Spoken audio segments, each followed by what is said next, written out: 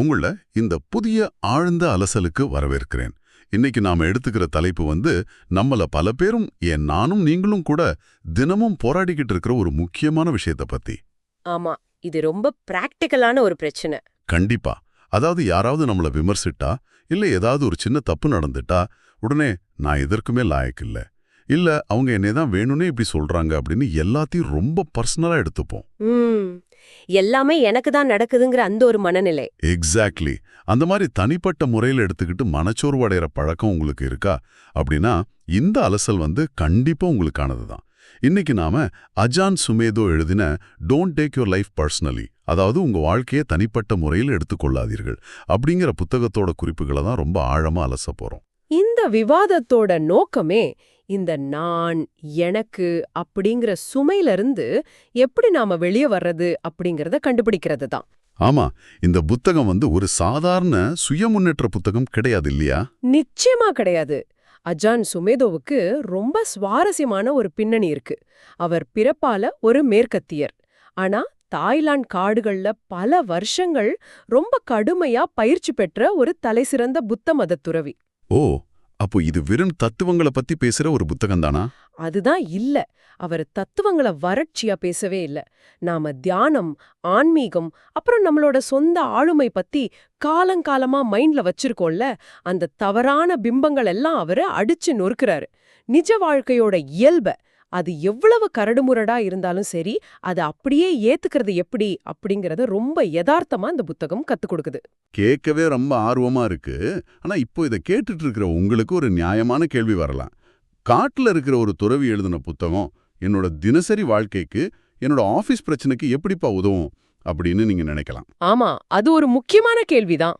நீங்க உங்க ஆபீஸ்ல மேலதிகாரியோட கடுமையான விமர்சனத்தை எதிர்கொள்பவரா இருக்கலாம், அல்லது வீட்ல உங்களை சுத்தி இருக்கிறவங்களோட எதிர்பார்ப்புகளால ரொம்ப மூச்சு திணறுபவரா கூட இருக்கலாம். அந்த மாதிரி நெருக்கடியான சூழ்நிலைகள்ல உங்களோட சுயபிம்பத்தை எப்படி பாதுகாக்கிறது, உணர்ச்சிகளால அடித்து செல்லப்படாம எப்படி நிதானமா இருக்கிறது அப்படிங்கிற ஒரு புதிய பார்வையை அந்த விவாதம் உங்களுக்கு கொடுக்கும். கண்டிப்பா கொடுக்கும். சரி, முதல் விஷயத்துக்கு வருவோம்.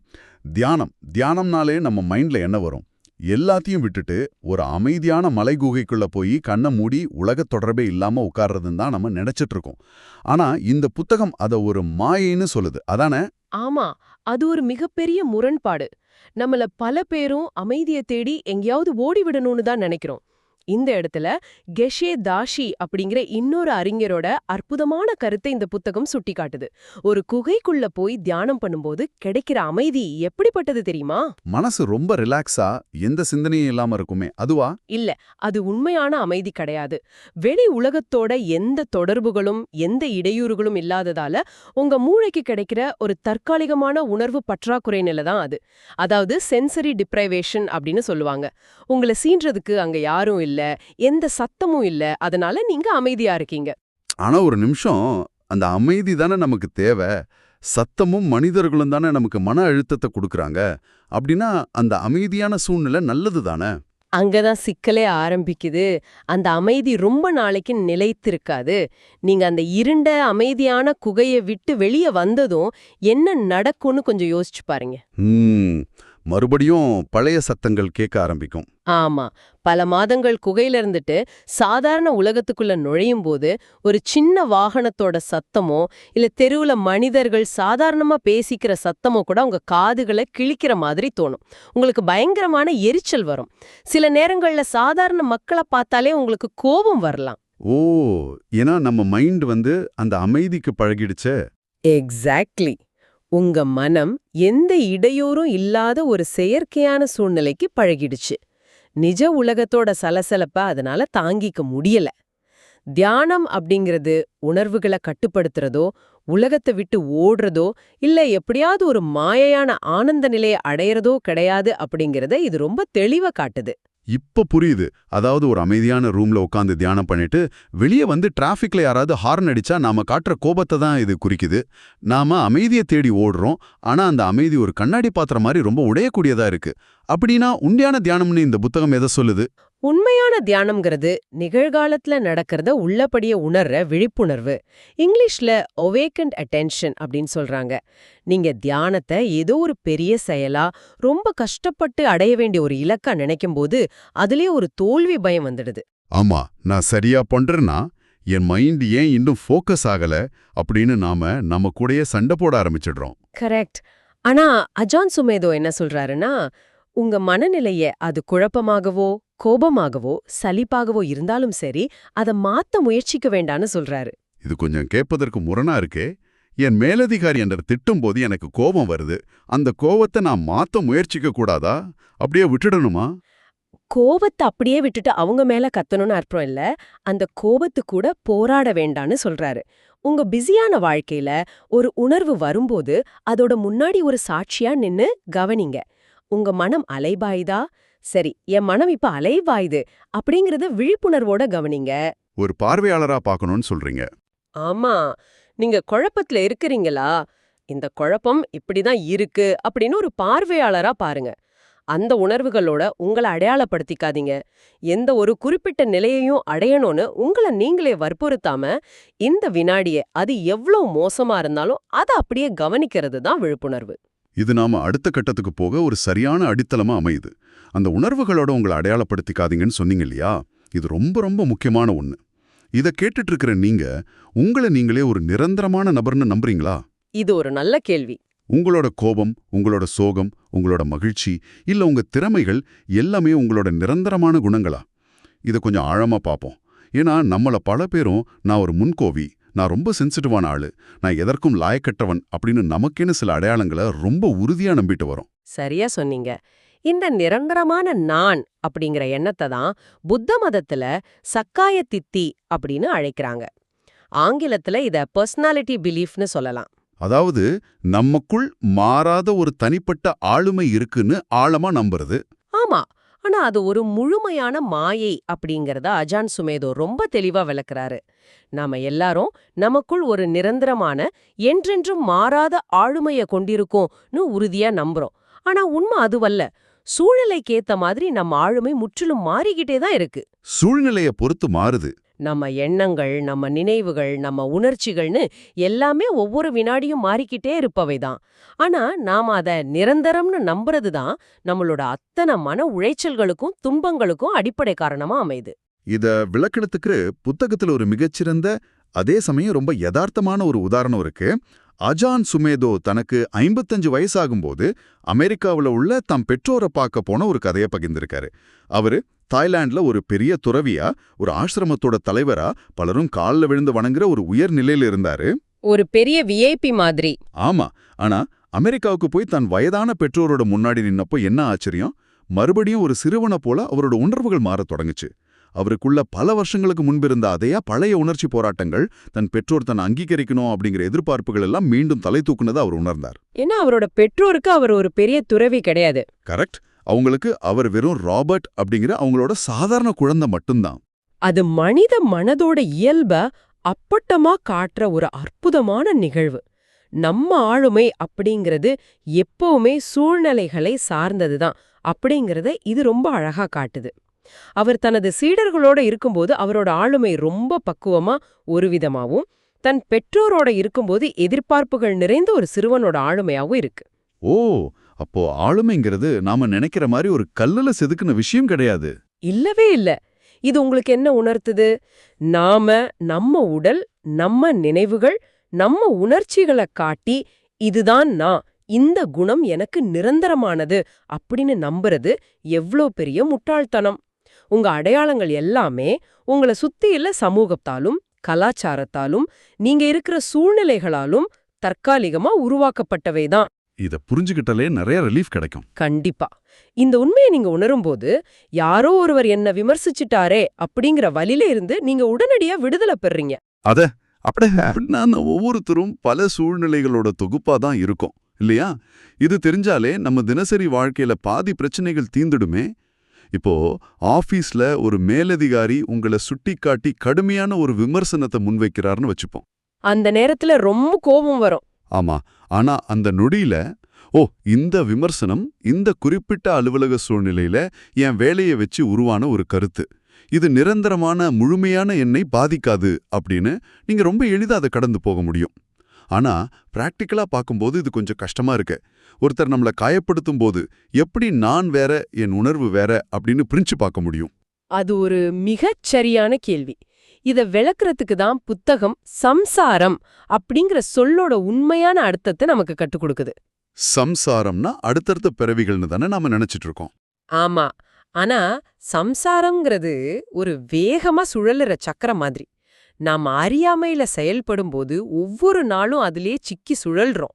அதாவது நம்ம ஆசை, கோவம், விருப்பு, வெறுப்பு அப்படிங்கிற சக்கரத்தோட விளிம்புல நின்னுக்கிட்டு உலகத்தோட ஒவ்வொரு சின்ன சின்ன அசைவிற்கும் நாமும் சேர்ந்து சுழன்றுகிட்டே இருக்கோம். ஓ, அதனால தான் யாராவது ஏதோ சொன்னா நமக்கு உடனே கோபம் வருது, வலிக்குது. எக்ஸாக்ட்லி. இதிலிருந்து விடுபட ஒரே வழி அந்த சக்கரத்தோட விளிம்பிலிருந்து விலகி சுழலாத அதோட மையப்புள்ளிக்கு நாம வரணும். அதத்தான் ஸ்டில் பாயிண்ட் அப்படின்னு சொல்றாங்க. சுழலாத மையப்புள்ளியா? இத கொஞ்சம் விளக்கமா சொல்ல முடியுமா? கண்டிப்பா. இப்போ ஒரு சக்கரம் எவ்வளவு வேகமா சுழன்றாலும் சரி, அதோட நடுவுல இருக்கிற அச்சு சுழலாம ஒரே இடத்துல ரொம்ப அமைதியா இருக்கும். பாத்திருக்கீங்களா? ஆமா, அந்த ஆக்சஸ் பாயிண்ட் எப்போ நிலையா தான் இருக்கும். அந்த அமைதியான மையப்புள்ளி தான் நம்மளோட தூய விழிப்புணர்வு.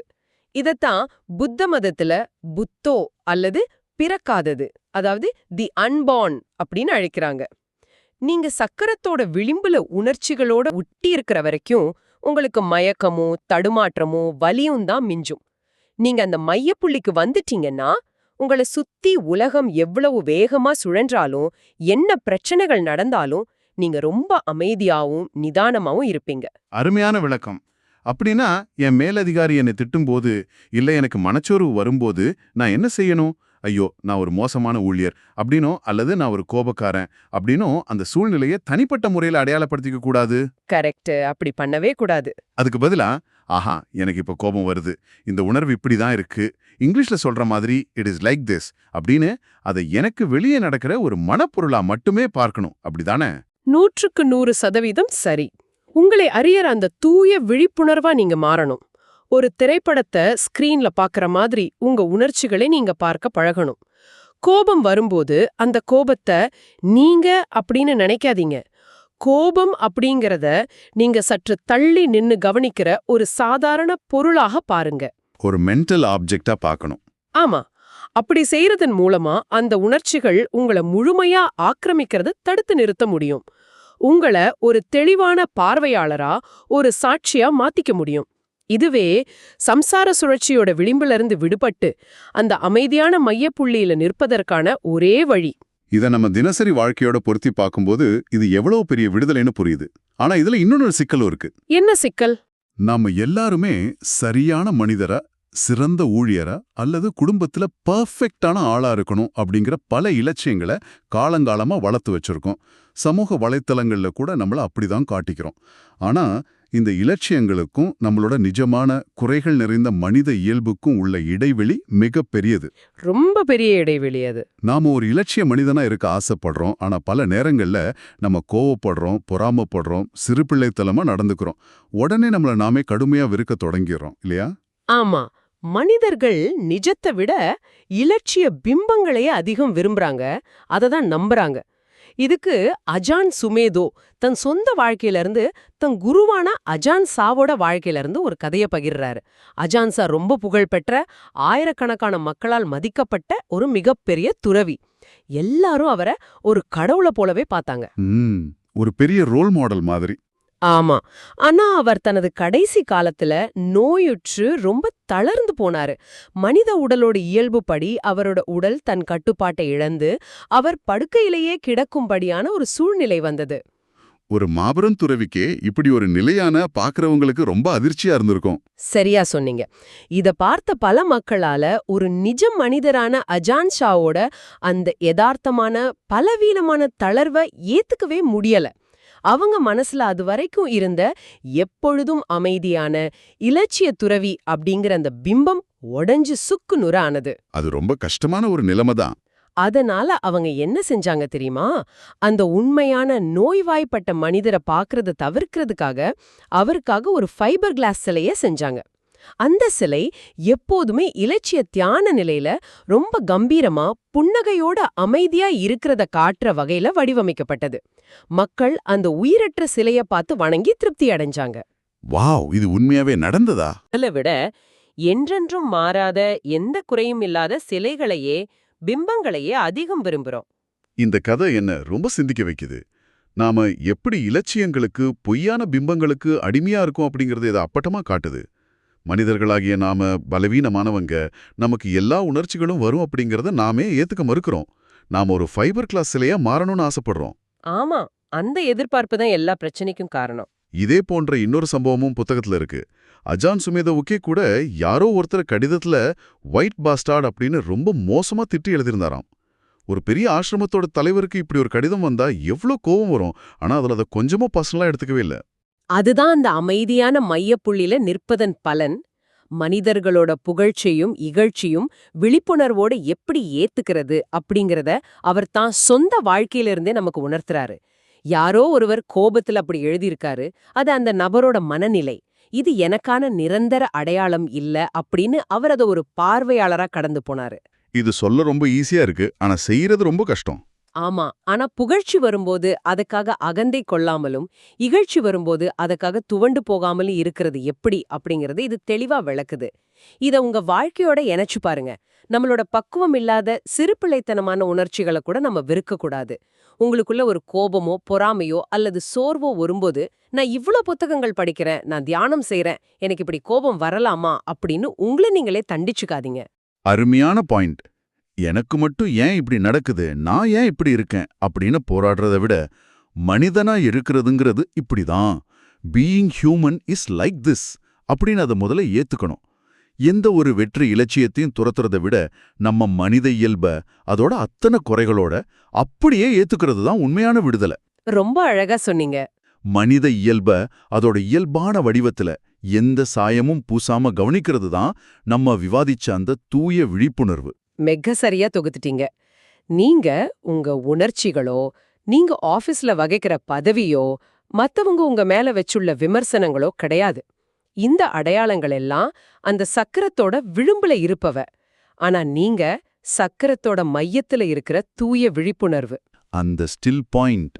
ஆமா, அந்த விழிப்புணர்வுக்கு பிறப்போ இறப்போ இல்ல, அது எந்த சமூக கட்டமைப்பிற்கும் எந்த மனிதர்களோட எதிர்பார்ப்பிற்கும் கட்டுப்பட்டதும் இல்ல அப்படிங்கறத நீங்க உணரும்போது, உங்க வாழ்க்கைய தனிப்பட்ட முறையில எடுத்துக்கிற சுமையிலிருந்து நீங்க நிரந்தரமா விடுபடுறீங்க. ஆக இந்த விரிவான விவாதத்தின் மூலமா நம்ம கத்துக்கிட்ட பாடம் என்னவென்றால், உங்க வாழ்க்கைய, உங்க அடையாளங்களை, உங்க உணர்ச்சிகளை ரொம்ப தனிப்பட்ட முறையில எடுத்துக்கிறத இன்றோடு நிறுத்துங்க. உங்களை நீங்களே ஒரு குறுகிய வட்டத்துக்குள்ள அடைச்சுக்காதீங்க. சரி, இந்த அலசலை முடிக்கிறதுக்கு முன்னாடி உங்களுக்கு ஒரு புதிய ஆழமான கேள்வியை முன்வைக்க விரும்புறேன். நாம இதுவரைக்கும் நான் என்பது ஒரு மாயை, நாம வெறும் விழிப்புணர்வு தான், எந்த உணர்ச்சிகளும் நிரந்தரம் இல்ல அப்படின்னு விவாதிச்சோம் இல்லையா? ஆமா, ரொம்ப டீப்பா பார்த்தோம். அப்படின்னா நாளைக்கு நீங்க ஒரு முக்கியமான முடிவை எடுக்க வேண்டியிருக்குன்னு வச்சுப்போம். அந்த முடிவை எடுக்கிறது யார்? நான் அப்படிங்கிற ஒரு நிலையான ஆளுமையே இல்ல, எல்லாமே வெறும் சூழ்நிலைகளோட தொகுப்பு தான் அப்படின்னா, நேத்து நீங்க செஞ்ச தவறுகளுக்கு யார் பொறுப்பேற்பது?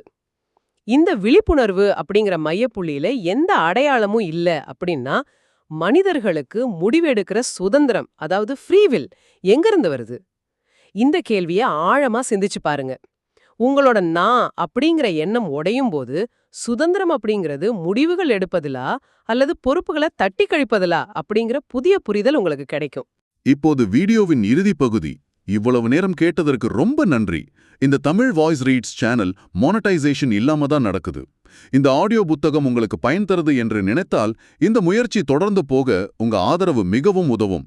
என்னுடைய இந்த முயற்சிக்கு நன்கொடை அளிக்க விருப்பம் இருந்தால் டிஸ்கிரிப்ஷன்ல கொடுக்கப்பட்டுள்ள UPI ID மூலம் வழங்கலாம். உங்களால் முடிந்த அளவு போதும். சிறிய ஆதரவும் பெரிய உதவிதான். இந்த வீடியோ உங்களுக்கு பயனுள்ளதாக இருந்தால் சப்ஸ்கிரைப் பண்ணுங்க. மற்றவர்களுக்கும் பகிர்ந்து கொள்ளுங்கள். இந்த கருத்துக்கள் அவர்களுக்கும் தேவையாக இருக்கலாம். லைக் பண்ணுங்க. உங்க கருத்துக்களை கமெண்ட்ல பகிருங்கள். மனப்பூர்வமான நன்றி.